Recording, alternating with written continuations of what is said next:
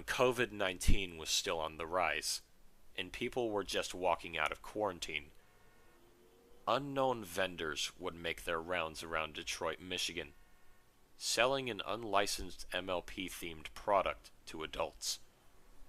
That product was an alcoholic beverage known as Pinkie Pie's Party Punch. The drink itself was never distributed by Hasbro, even with the label on the back showing its company logo, a website, and, strangely enough, a fake barcode. When these were given out, the sellers only took cash as payment, and some would be unreasonably rude to customers, often telling them to go away if they had insufficient funds. Apart from the drink's backside tab, attempting to pass itself off as official, each bottle contained 20 centiliters of liquid and 80% alcohol, with the other 20% of its ingredients being unknown, as there were no nutrition facts shown when inspected.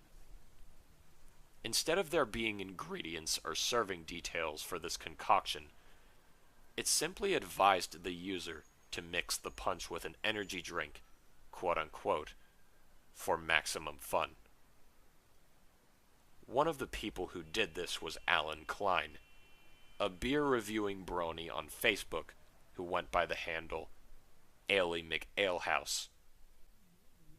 It was live-streamed very late at night, and his follower count wasn't very high, so it is undetermined whether a recording of his stream was saved by one of his viewers or not.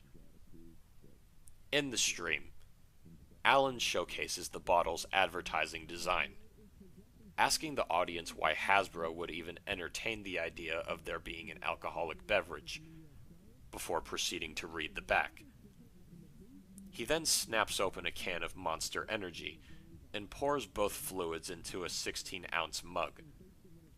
Afterwards, he proceeds to swig down the entire glass. He staggers a little, but quickly recomposes himself and gives his thoughts on how the drink tastes. According to one of the witnesses, Silas Abbott, he described it as tasting like pure sugary cotton candy when left to wet the tongue, but has a strong kick of cranberries when swallowed. He goes on to discuss the overall intensity, what occasions this would be good for, etc.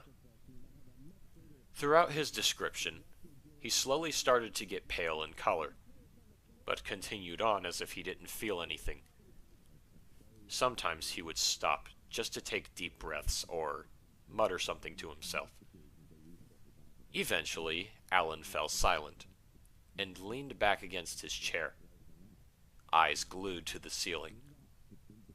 For the next 2.5 minutes, Alan stared off, with his phone's ringtone going off in the background.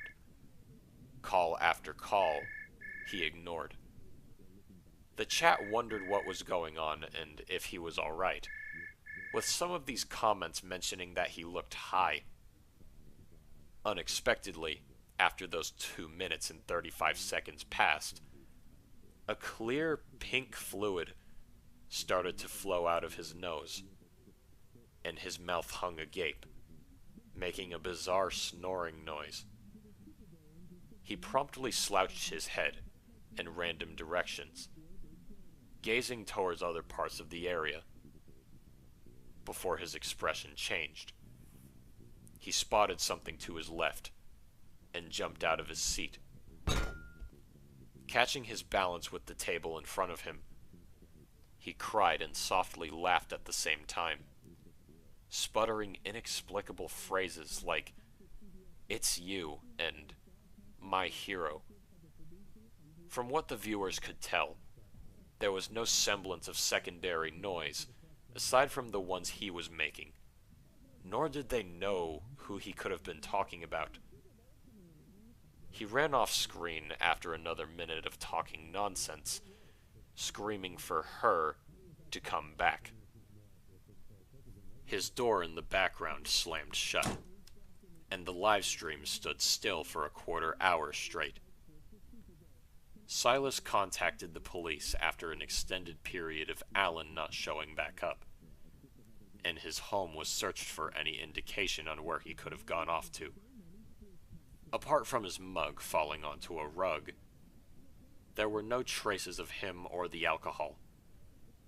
Alan never returned home, and not once has he been sighted by public eye after the episode.